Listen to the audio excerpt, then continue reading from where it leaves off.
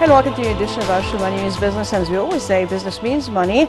Stability, of course, and business and money mean a lot of business and a lot of money that comes out of this. But then, with situations that meet us and meet different economies and have their own impact on them, such as the situation everybody is in and every country is in with the COVID-19 pandemic that is affecting all economies. Actually, things change. So what has been happening last year and what is expected or what should be done this year? And this is what we're going to be finding out. We have with us our guest, Professor Ashraf Saleh, Dr. Ashraf Saleh, Professor of Applied Economics and Finance. Welcome, sir, with us. Thank you. Well, it's a pleasure always having you. The pleasure is mine. Thank you. We're going for a short break, after which we'll come back and we'll start our show. Stay tuned to us. Don't go away.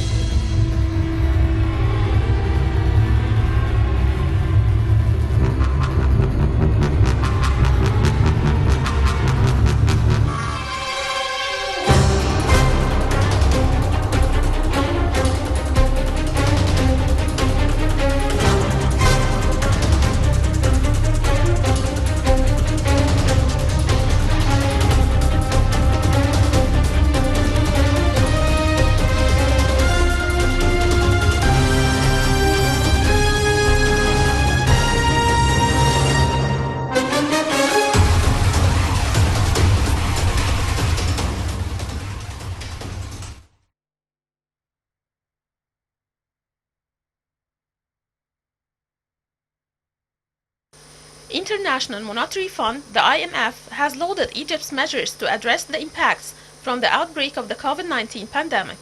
The growth impact of the COVID-19 crisis has so far been less severe than expected, as strong consumption helped offset weak tourism and investment, the IMF said in a report published on Thursday. Measures taken to address the health and social needs and support the sectors most directly affected by the crisis appear to have helped mitigate the impact of the shock. It said that external market conditions have improved with a strong return of portfolio inflows since the approval of the Standby Arrangement, the SBA.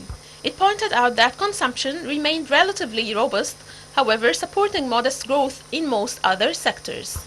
It said that the decline was much less than projected at SBA approval in June, resulting in growth of 3.6% in fiscal year 2019 and 20 compared to the projected 2%.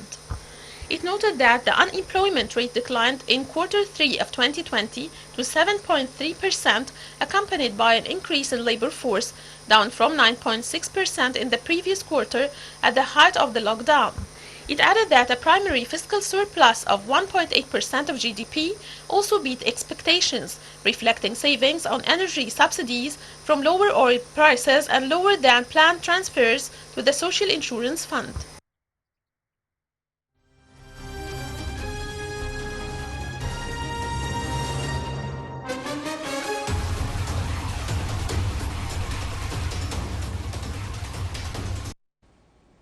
Welcome back again to Money Means Business, and our guest is Dr. Ashraf Saleh, Professor of Applied Economics and Finance. Welcome again, sir. Well, I don't know where to start, but you know, there is a lot to talk about actually. Yeah. If we talk about last year or this year, even start with the start and the previous years, a lot has been, you know, as the results and the efforts that were exerted in order to upgrade the economy, Egyptian economy. If we talk about the overview of the Egyptian economy in the last period, from last year, how do we start with the ratings of the international institutions, or with the inflation rate that is decreasing, or you know, like, you know, you can choose your how to start. Actually, I think that the Egyptian economy has been performing quite well, even though the corona pandemic. Definitely. And this is not my point of view. This is the point of view of all the international institutions, which have been perceived the Egyptian economy as one of the most emerging economies, either in the Middle East or the MENA region or even North Africa. And the economic indicators that we've seen are quite significant compared to many other economies. I mean, we've witnessed an economic growth of 3.6% during 2019-2020, even though the overall world economy has been deteriorating. This does not prevent us that we've been witnessing a better one 1 year previously, which has been 5.6% in 2018-2019. Inflation rate also has been declining. It reached 5.7 in 2019-2020 compared to 13.9 in the previous year. And even, I don't know, I mean, if we can speak also about the exchange rate was one actually of the best things that occurred, because for the last couple of months, we've been fluctuating around 15.5, 15.7. Meanwhile, November 2016, and according to the devaluation of the Egyptian currency, and the imposition of the floating exchange rate for the second time, we've been 18.5 as an exchange rate. So definitely we've been doing quite well. Yeah. If we kept on talking either about the fiscal policy or the monetary policy, one of the things that worth mentioning is that the Egyptian government and the central bank has managed to decrease the interest rate to 8.25. Meanwhile, it has been 12.25 1 year earlier, and 14.75 2 years earlier. So this has made a lot of encouragement to new investors. It facilitated the borrowing. It facilitated many things. One other thing that worth mentioning is the government debts, which is slightly decreased from 90.2 to 87.5. Yeah. Meanwhile, also one of the things also that worth mentioning is the Suez Canal revenues, which has been maintained around 5.6 billion US dollar. It has been 5.7 billion 1 year. So even though the overall commercial activity of the world is being declined, meanwhile, Suez Canal is maintaining the revenue. So I think that the majority of the economic indicator has been quite significant and quite acceptable. This is why you can see that the IMF, the International Monetary Fund, or the World Bank, or Bloomberg, or even Moody's and Fitch's have been putting the credit rating of Egypt on a better, I think it has been, it reached B from Standard & Poor, and B2 from Moody's, and B plus from Fitch. Which is really very good. Yes, which is really very good. And this is one of the things that probably is going to give the foreign direct investment a better way to penetrate into the market, because the FDI and the international investor always look about the credit rating of the countries where they insist or where they plan to invest in the futures. Definitely. But what should be done in order to increase the FDI? Now I know the situation is not really good for everybody, and well, we did well last year.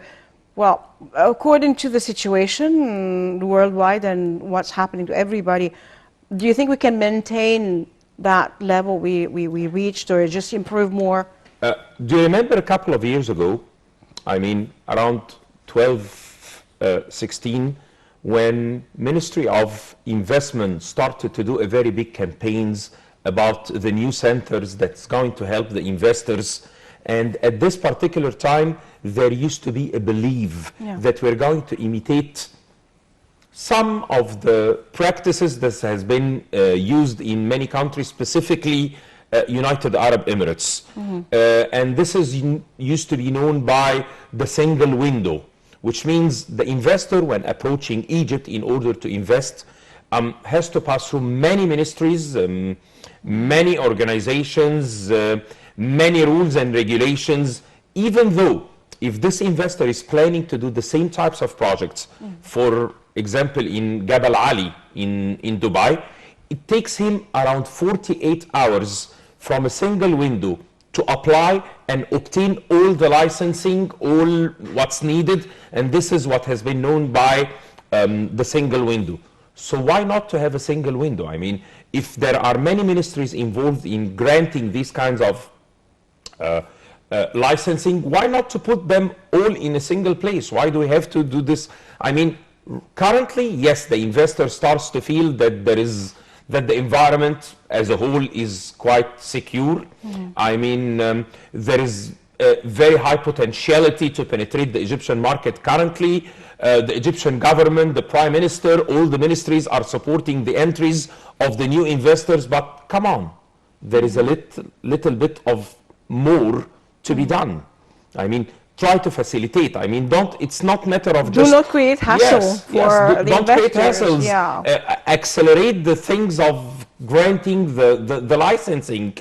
Don't let them go around in order to obtain something. So this is one of the things that probably needed to be done. Definitely. But they've been talking about this for some time, and they said, there are efforts to do this, but taking years, why taking something like that? We've been hearing that this is one of the things that's going to be happening, but actually speaking, we did not see them taking What's keeping them from doing this? What's the, saying, like, the stumbling block that is... I don't know. I mean, if you're asking me about my opinion, I think that the integration of many entities in the decision making or in providing the licensing for the international investor, I mean, you cannot really affiliate all of the entities together and put them all together in a single place. I mean, we don't have this kind of mind, and we don't have, unfortunately, this kind of business culture to enable the majority of the entities to penetrate or to interact in a single place. Definitely.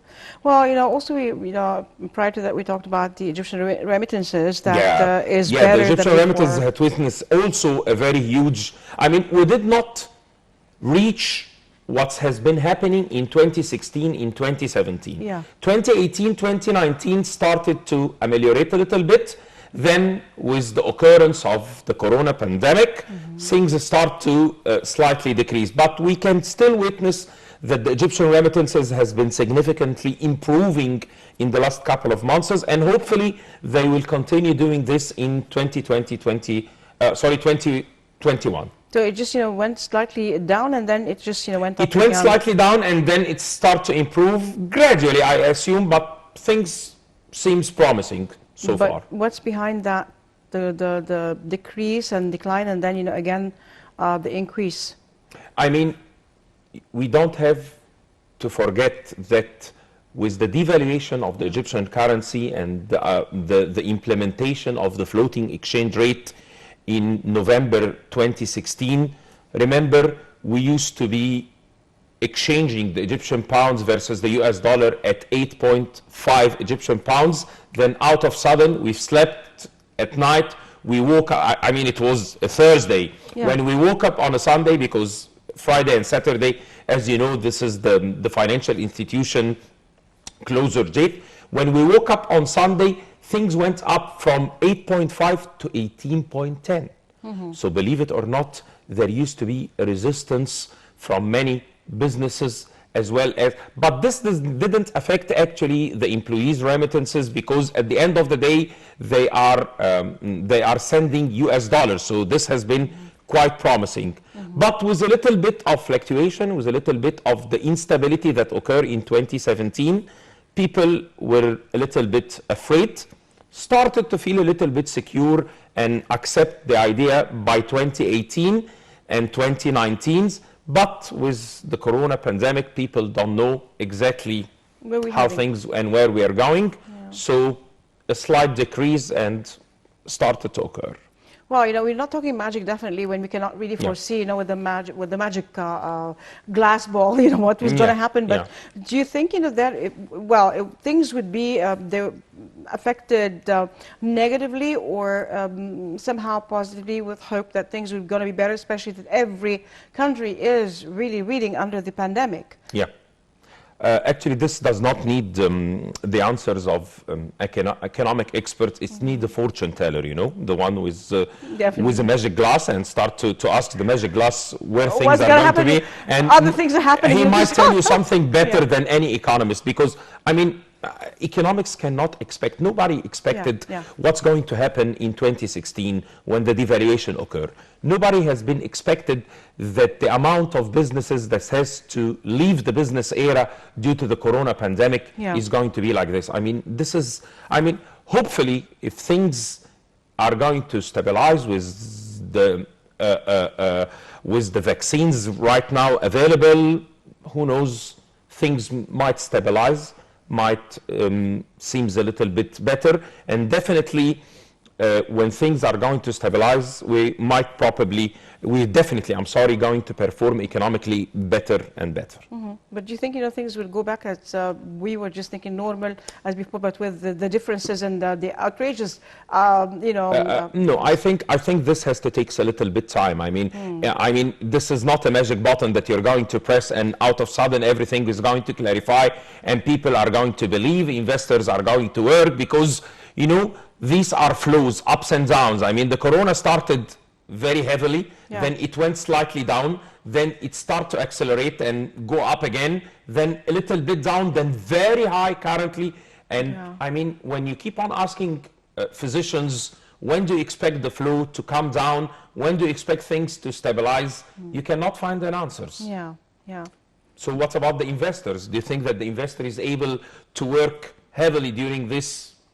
No, it's affecting everybody. Yes. But what would it lead to? What can we capitalize on in Egypt in order to keep things going, and instead of retreating back, to keep the indicators, the good indicators? And I think with these kind of economic indicators, I think we have to keep the path. The economic reform programs that we've been using, the very good performance of the Central Bank of Egypt. Chapeau to the Central Bank of Egypt so far, because even though, one of the very good aspects it managed to increase the monetary reserve up to 39.6 billion US dollar. Yes, it has been 45.2 and then it went down, but nowadays it starts to go up once again. So I think each ministry has to maintain the same level and the same applications and the same facilitations of the economic reform tools. Monetary and fiscal policy have to keep on performing, but the monetary policy has a little bit of two sides. From one side, it's better for the economy to decrease the interest rate because this will facilitate the investor borrowing capability. But from the other side, you've been teaching and you've been acquiring the Egyptian citizens since ages to deposit their money in the banks and earn free interest rate or risk-free interest rates. So nowadays, when you keep on trying to tell them we have to decrease the deposit interest rate in order to induce the investor to borrow more, there is going to be a resistance from a majority of the citizens because they have been used to deposit their money in the bank and earn this. So I think we have to change a little bit about the culture. We have to speak to the people and tell them invest. I mean, instead of depositing your money in a bank, go ahead and do a small business, or alternatively buy a piece of land or even an apartment or even a small factory or whatever. I mean, this will induce and facilitate and definitely is going to be reflected on the GDP. Well, definitely, this is a good point, that you're tackling and what you're saying. But then, in practice, that's very difficult, Yes, because there are lots of it is. people, of course, definitely, Yes. a widow, or someone who's like who got Who some worked money. for a very long time in the Yeah. Gulf area and returned with a fortune and deposited the fortune. Definitely. And he does need the risk. I mean, Exactly, the risk. We are in a dilemma. Yeah. What can be done?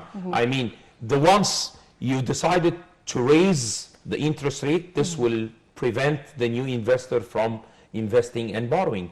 If you decrease the interest rate, this will frustrate the Egyptian depositors who have been used to do this for ages. So always you There have is to compromise. exactly, and this is a very difficult part. You cannot convince someone saying like, you have to just do some business. Yep. If I'm not, if I have nothing to do with business, then you just tell me just like invest your money in something, or I might take the bad investment. I don't know.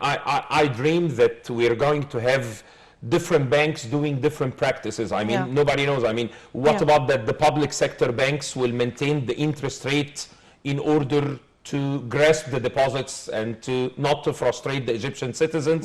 Meanwhile, the other commercial banks may play a different role. I mean, this This is very difficult, it's very problematic, difficult, even yes. not only for Egypt, for the whole world. Yeah. Like the No, different practices. don't compare to the whole world, because for the whole world there is nothing called the interest rate. I mean, Definitely. when you talk about 4% interest rate on the US dollar, this is quite huge. Yeah. I mean, you cannot see this either in Europe nor in the States, Scandinavian countries, nothing. Even in the Far East, they don't have this kind of practices. This is pure Egyptologies. Yeah.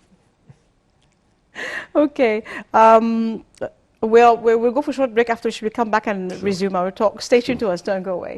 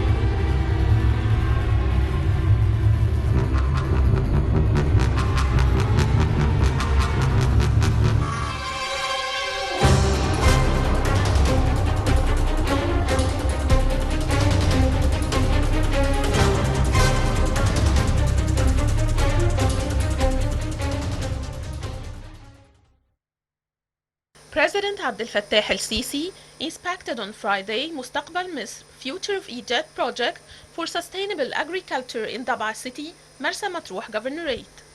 Egyptian presidency spokesperson said in a statement on Friday that the project targets reclaiming 500,000 fidans along the Daba Corridor Road, northwestern Egypt. The project comes in light of the state's strategy to maximize the productive opportunities of land reclamation and agriculture production and to become one of the national development mega projects. Mustaqbal Misr aims to provide high-quality agriculture products at reasonable prices to citizens and to bridge the gap in the local market between production and imports. He added that, noting that it consequently would achieve self-sufficiency and provide foreign currency, thousands of direct and indirect job opportunities with participation of agriculture companies from the private sector. The site of the project was chosen because of geographical advantages. It provides for export ports, airports, industrial zones, and several main roads and access, which facilitates transportation and access of agriculture products to the governorates nationwide. The agriculture land is being irrigated by pivot system. It has 3 power stations with a capacity of 250 megawatts, besides an internal electricity network with 500 kilometers and a main road network with a total length of 500 kilometers. The President was briefed on the details and developments of the current and future stages of the project and directed to strengthen coordination and cooperation between the various competent authorities to achieve the merits of the Mustaqbal Masr.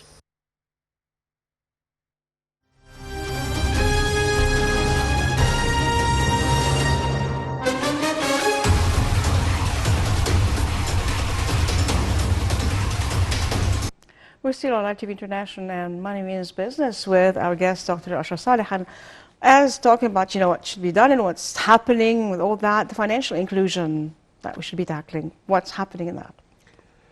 This is a very long story. Financial inclusion has started in Egypt very well, but out of sudden it vanished. I mean, whenever we open the TV, whenever we hear the radio, whenever we hear on the newspaper, that used to be a very huge campaign in order to approach what we call the underground economy, or the unbanked or the unfinancial institution, people who do not believe in the government and do not believe in the policies adopted and would like to keep on their performance and their activity behind away the eyes from, away. So from a while we've seen a lot of campaign trying to approach these kinds of people, asking them, come on and open a bank account, enlarge your business, take some credit. But the problem is that the majority of these peoples did not did not eat the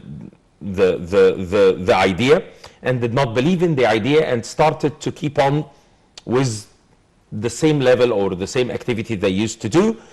And I don't think, I thought that the Egyptian government and this campaign is going to last for a longer period of time, because these peoples need somebody to speak to them, make them believe about the government, about the policy of the government, induce them, do not be afraid, the tax authority would not approach you, your revenues and your activity is not going to be affected, with a promise, with something to write, with a commitment. I don't know, I would not... There should be something to lure them, yes, definitely. There should be something to convince these kind of people that this is one of the best things. Let's look at the Indian, the size of the population are 10 times or even 20 times the size of the Egyptian population, and they have banned purely the deals in monetaries or the deals in cash. They have transformed everything to the cards.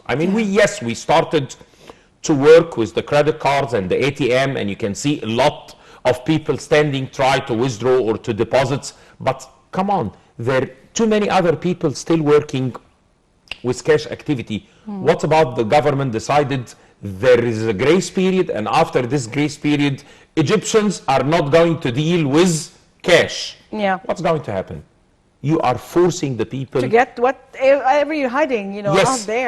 Not or even change to hiding the monetary. Or at least to have a bank account. Yes. And to have a credit card. This might be a start. This is not the end. The first step is to induce these kind of peoples to deposit or to open a bank account. Then the second step, you have to give them something, to give them a commitment, to give them a compensations, Definitely. to force them to withdraw their money and to deposit their money in the banking cycles. Definitely. But with these kinds of campaigns for a short period of time and vanishing afterwards, I think it did not. Then Yes. they did not just go on talking to them or Yeah. convincing them or giving them something. So it was just talk. So if I they're don't not- know. I mean, I can see that the Ministry of Investment started a very good campaign, then it vanished. I see that the financial inclusions was started also with a very good campaign for a short period of time and then vanished. I mean, these things need a continuous improvement. Well, this is really like if like financial inclusion worked, for instance, how would it help, in your opinion, the economy? How much? The first help? thing, I mean, there is no significant statistics about how much is the underground Underground, economy. yeah, yeah. Nobody knows. I mean, even Could be if there are- huge. I mean, some people. I mean, imagine we have a GDP of 5.5 trillion this year. How much in parallel do you think that the Egyptian, the underground economy has? How much? Is Yeah. it same, half of it, 3/4 of it, or even exactly the same amount? If we manage to pull 10, 20, 25% of these amounts and put it in the cycles, first of all, your GDP is going to improve. Rather than 5.5 trillion, it may reach up to 8 or 10 trillions. I mean, just a little bit of policies, of compromising, of compensations, you may increase your GDP. If you increase your GDP, immediately the currency or the Egyptian pounds is going to improve much better. Instead of relying on these kinds of debts, either internal or external debts, you start on relying better on what you're on the self-finance. So, I mean, there is going to be a huge improvement in the majority of the activities. Definitely, but there is a way to it, since like India could do it. So India, China, I mean, with a very huge population, and they have forced the people to to integrate, To in integrate the, here, yeah. yeah.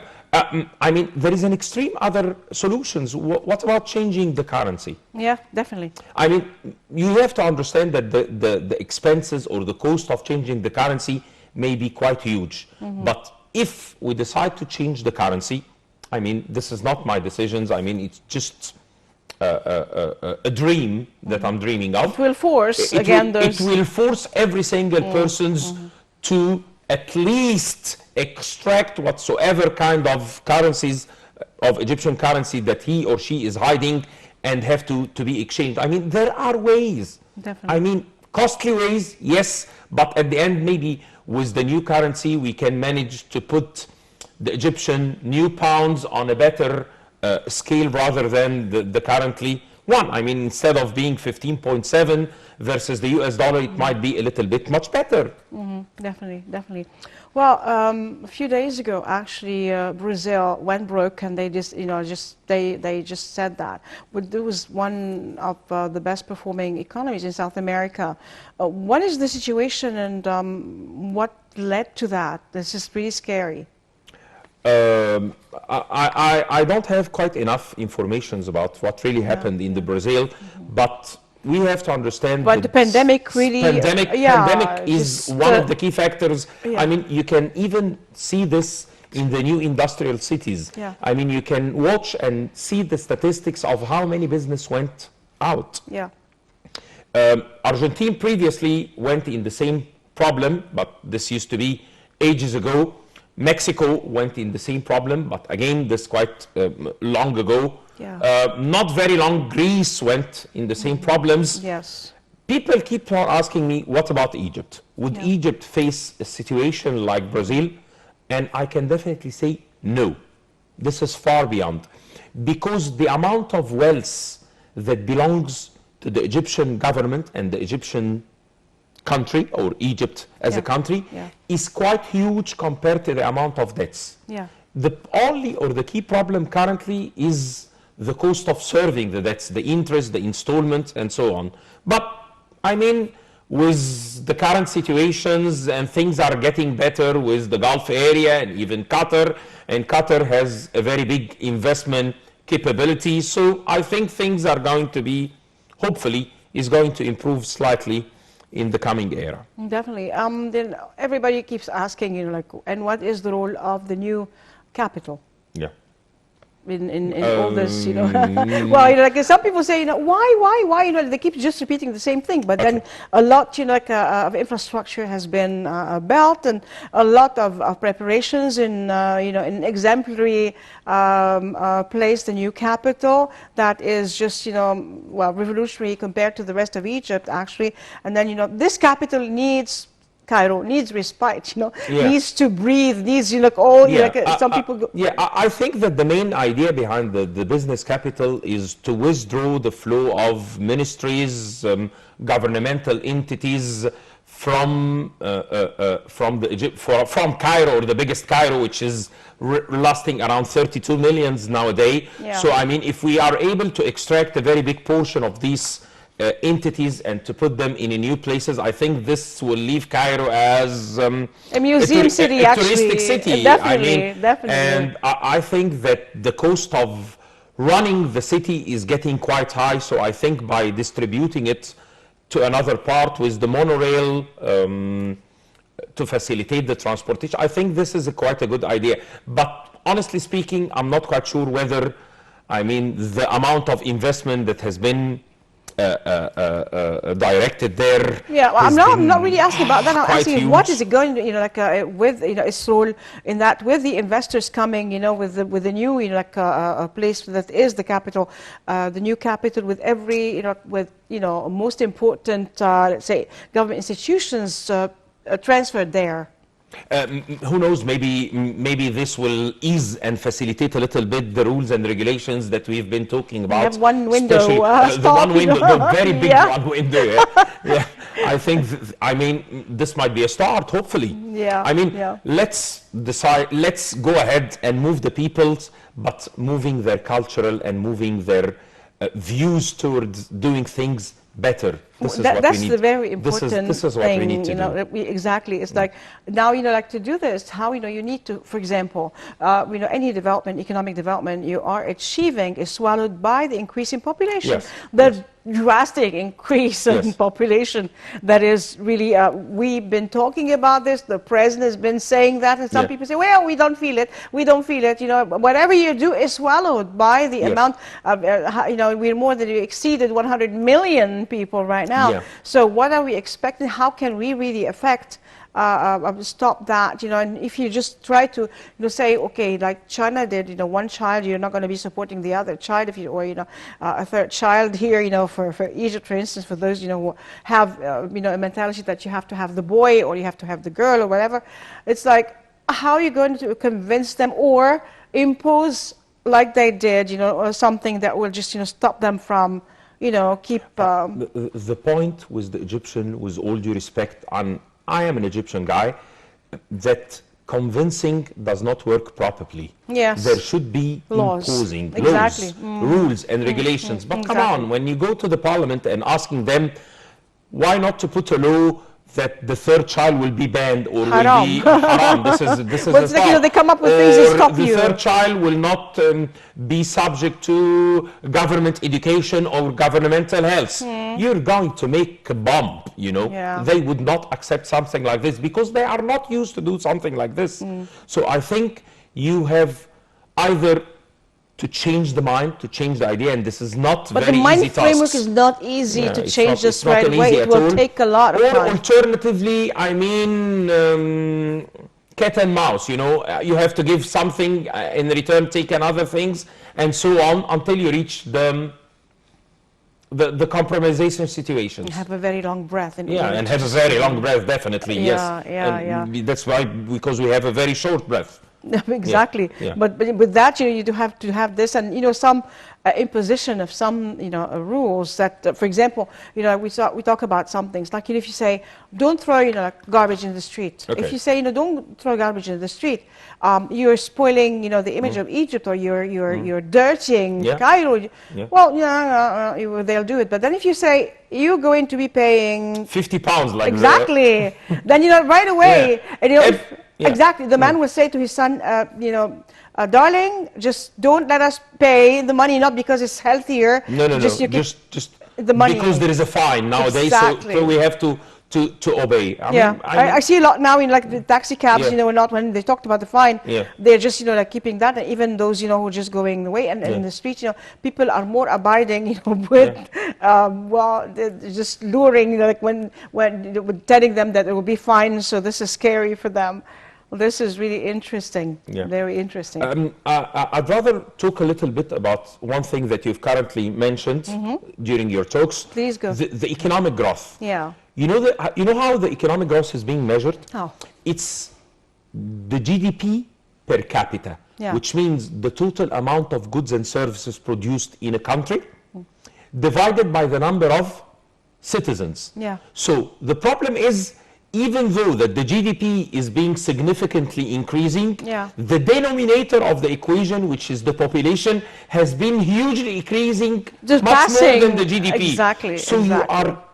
you are never going to witness a huge improvement in the economic growth until you have controlled the denominator, which is the populations. I mean, regardless all the policies and the monetary, the fiscal, the prime minister supports, the ministry councils, everything is trying to push forward the GDP or the amount of goods and services produced, but nobody tends to pull down a little bit, or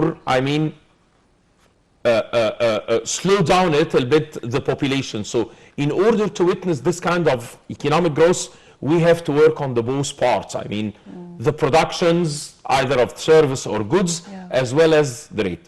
The problem is, if you add the GDP per capita, you have to talk about the real GDP per capita, which means the adjusted for inflation. Yeah. So there is still another part, which is maintaining the exchange rate, try to improve the Egyptian pound's performance towards the foreign currency. And even we can benefit, the US dollar is being deteriorating all over the world. Why not to try to push a little bit the Egyptian currency? Definitely. Come on, think about it. Definitely. Well, there is a lot actually, to be done. Well, there is a lot. We should not really just underestimate the efforts of the government. Definitely. No, we are not underestimating them. Definitely, yes. Definitely. But then as some people try to just say or spread rumors like that. But then it's a lot. Still, as you said, with the population, with all the handicaps that we have, in order we're pushing forward, but they're always the Something way that pulls you exactly, down, but yeah. exactly. So you Yeah. cannot really have a leap of faith, and this is really very hard. So a lot has to be done in order to kind of get around the stumbling blocks that are just pulling us back in fact. And also let's say to exports have increased dramatically than before. Lots of produce just now is being exported. Olives are just now took a very high standard and replaced in the numbers number one in the world. A lot has been done in this especially with the rules and the specifications that other countries are asking for, but we are doing this according to the specifications they're asking for, and it's working, and we are exporting produce, vegetables, all that, especially in during the pandemic, which I'd say this is the silver lining in such a situation. How do you see other silver linings that can work in this situation that really help the Egyptian economy? A couple of years ago, I was engaged with World Trade organizations to prepare what we call World Trade Map. Yeah. It's a map designed for each country, showing the category of the exports in each country. And there used to be 4 quadrants. As far as I remember, I did not revise it for quite maybe 2 or 3 years. There is what we call achiever, and there is what we call underachievers, and there is what we call key players, and there is what we call potentialities.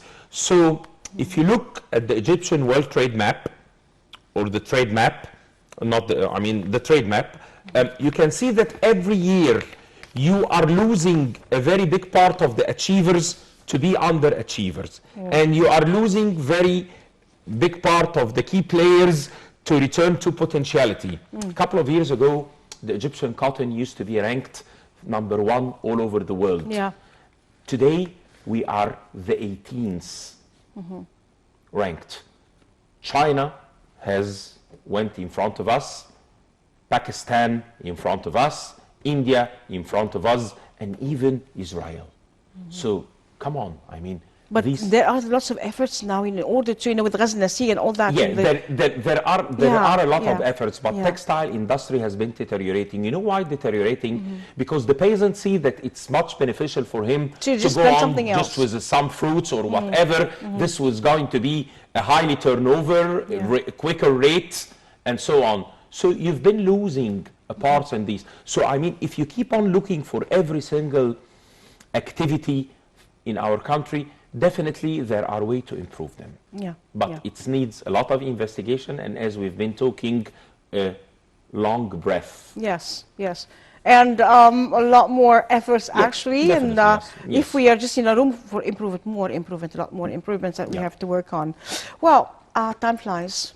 Good time flies very fast. And thank you very much, Dr. Asraf Saleh, The pleasure is for mine. being with us. Thank And you so much. we'll just, as we time goes in, we'll just be analyzing the economy and meeting so on and so forth. Hopefully, Thank we're going to see better one in Better ones, and I'm sure we are definitely. going to see better ones with, well, a lot of effort being done. Some, like drops, and some,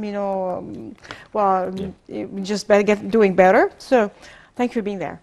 Thank you. The pleasure. And I'd like to thank our viewers for being there. We'll see you again next week. As for now, have a very happy New Year. Time flies. This is the second week of the New Year 2021. Hopefully it's going to be a good year for everybody, for Egypt definitely, specifically of course. So God bless Egypt, God bless Egyptians, God bless our president, our army, our white army, our police, and as we quote from the Holy Quran, ادخلوا مصر إن شاء الله آمنين, enter Egypt God willing, safe, and from the Holy Bible, Mubarak Sha'bi Misr, blessed be Egypt my people. I'm Nermin Nazim signing off. Goodbye for now. We'll see you again next week.